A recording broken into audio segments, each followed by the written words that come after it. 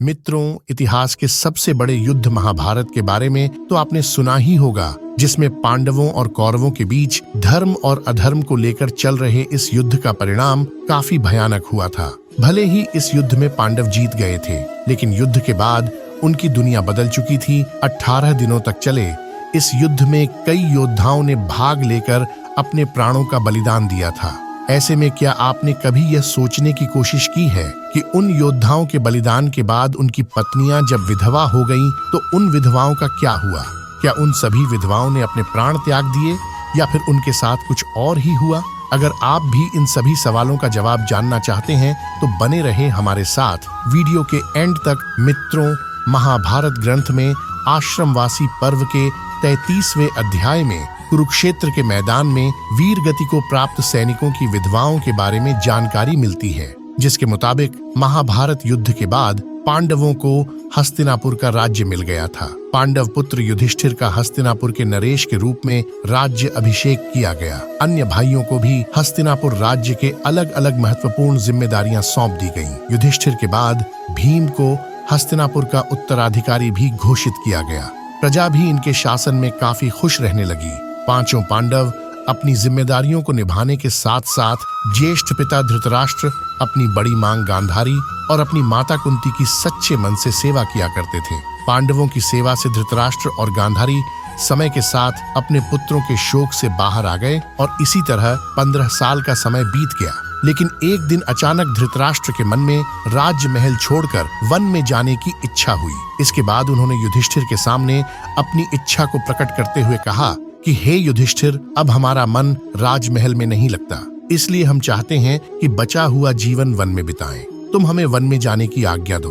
अपने ज्येष्ठ पिता के मुंह से ये बातें सुनकर युधिष्ठिर बहुत ही दुखी हो जाते हैं, लेकिन वह उनकी बातों को टाल भी नहीं सकते थे और विदुर भी युधिष्ठिर को इसके लिए समझाते हैं। जिसके बाद युधिष्ठिर वन में अपने ज्येष्ठ पिता के रहने के लिए कुटिया बनवा देते हैं और उन्हें जाने की आज्ञा दे देते हैं। जब धृतराष्ट्र जाने लगते हैं तो गांधारी, माता कुंती, विदुर और संजय भी उनके साथ चलने लगते हैं। कुछ दिन ऐसे ही बीत जाते हैं और इधर पांचों पांडव भी उनके जाने के बाद अपना पूरा ध्यान अपनी प्रजा की सेवा में लगा देते हैं। हस्तिनापुर की प्रजा भी पांडवों की सेवा भाव से काफी प्रसन्न रहती है, लेकिन इस प्रजा में शामिल विधवा स्त्रियां शोक में रहती हैं, जिनके पति कुरुक्षेत्र के मैदान में वीर गति को प्राप्त हो गए थे।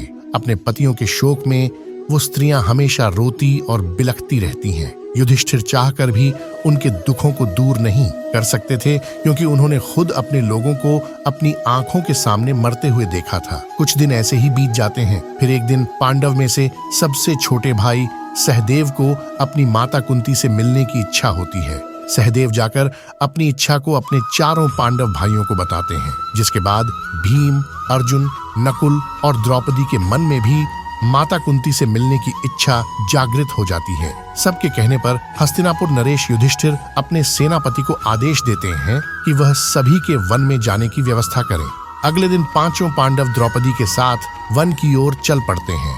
जब इस बात का पता हस्तिनापुर के प्रजा को चलता है तो वह लोग भी उनके साथ जाने लगते हैं। उन लोगों में वह विधवा स्त्रियां भी थीं, जिन्होंने अपने पति को महाभारत के युद्ध में खो दिया था। वन में जाकर पांचों पांडव उस आश्रम में जाते हैं जहां धृतराष्ट्र, गांधारी, माता कुंती, विदुर और संजय सभी निवास कर रहे थे और हस्तिनापुर निवासी उसी आश्रम के आसपास अपना डेरा जमा लेते हैं। कुछ दिन ऐसे ही बीत जाते हैं। तभी एक दिन महर्षि वेदव्यास उस आश्रम में पांडवों से मिलने आते हैं।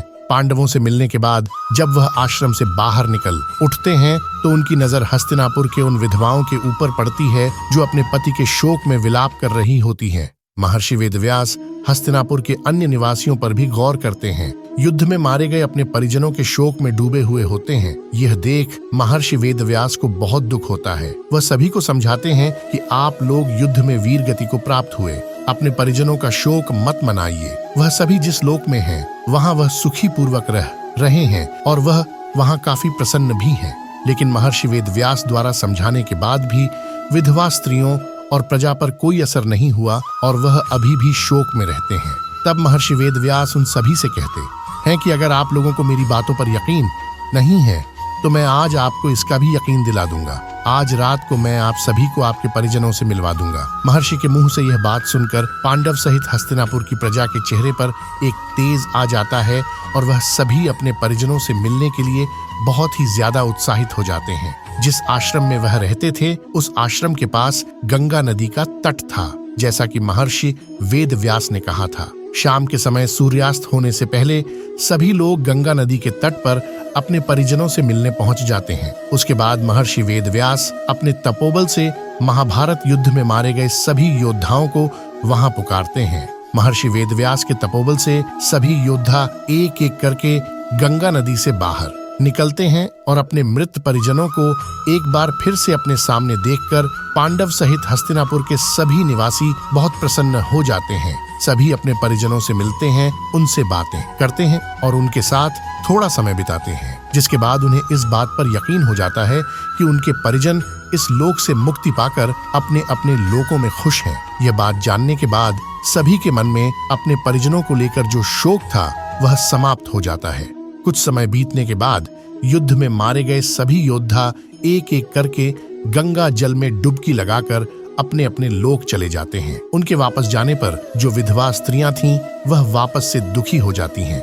यह देख महर्षि वेद व्यास विधवा स्त्रियों से कहते हैं कि जो स्त्रियां अभी भी दुखी हैं और अपने पति के साथ उस लोक में जाना चाहती हैं, वह गंगा के इस पवित्र जल में डुबकी लगाकर अपना जीवन त्यागने के बाद जा सकती हैं। महर्षि के मुंह से यह बातें सुनकर सारी विधवा स्त्रियां तुरंत गंगा के जल में डुबकी लगा देती हैं और अपने जीवन का त्याग करके अपने अपने पति के लोक में चली जाती हैं। मित्रों, महाभारत की घटना अपने आप में हैरान कर देने वाली एक अद्भुत घटना है। चचेरे भाइयों के बीच हुए महाभारत रूपी इस भयंकर युद्ध के लिए बहुत से लोग द्रौपदी को दोष देते हैं, तो कुछ कौरवों के अहंकार और लालच को इस युद्ध की वजह मानते हैं। वहीं कुछ ऐसे भी हैं जिनका कहना है कि शकुनी की वजह से महाभारत के इस युद्ध की पृष्ठभूमि का निर्माण हुआ। खैर जो भी हो, लेकिन इस भयंकर युद्ध में लाखों की संख्या में जाने गई और साथ ही पूरे कुरुवंश का विनाश हो गया।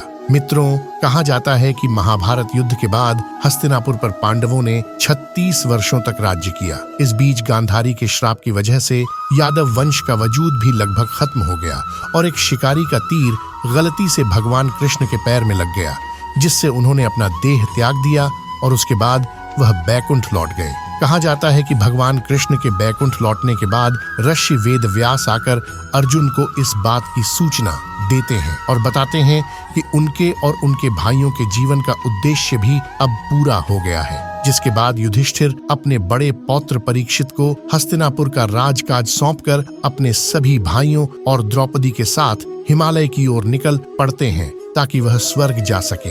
लेकिन रास्ते में एक एक कर सारे पांडवों की मृत्यु हो जाती है, जहां सबसे पहले द्रौपदी की मृत्यु होती है और सबसे आखिरी में भीम की इन सब की मृत्यु उनके अभियान, उनके अभिलाष, उनके इच्छा से होती है। पर कहा जाता है युधिष्ठिर ही एक ऐसे पांडव थे जिन्हें किसी बात का अभिमान नहीं था, इसीलिए वह अपने शरीर के साथ स्वर्ग पहुंच पाए थे। लेकिन दोस्तों, आपको जानकर हैरानी होगी, युधिष्ठिर के पहले ही उनके चारों भाई और द्रौपदी भी पहुंच जाते हैं। दरअसल जब युधिष्ठिर स्वर्ग के दरवाजे पर पहुंचते हैं तब उन्हें वहां इंद्रदेव मिलते हैं और युधिष्ठिर ने उनसे कहा कि मेरे चारों भाई और द्रौपदी रास्ते में ही गिरकर अपने प्राण गंवा बैठे हैं, कृपा करके उन्हें भी अपने साथ ले आइए। इसके बाद इंद्रदेव ने उन्हें बताया कि उनके भाई और द्रौपदी पहले ही शरीर छोड़कर इंद्रलोक पहुंच चुके हैं, लेकिन सिर्फ युधिष्ठिर को ही अपने शरीर के साथ स्वर्ग जाने का मौका मिला है। दरअसल दोस्तों, ऐसा करने के पीछे भी एक वजह थी। जब महाभारत का युद्ध चल रहा था तो द्रोणाचार्य उनकी सेवा पर भारी पड़ रहे थे।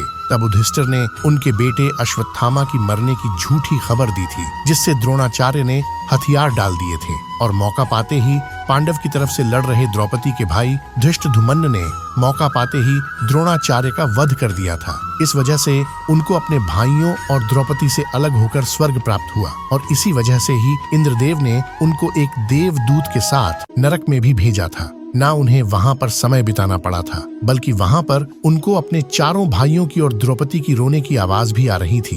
तो मित्रों, यह है महाभारत के बारे में रोचक जानकारी। अगर आपको यह वीडियो अच्छा लगा हो तो इस वीडियो को लाइक कीजिए। चैनल पर पहली बार आए हो तो सब्सक्राइब कीजिए। हम मिलते हैं आपको अगले वीडियो में, तब तक के लिए धन्यवाद।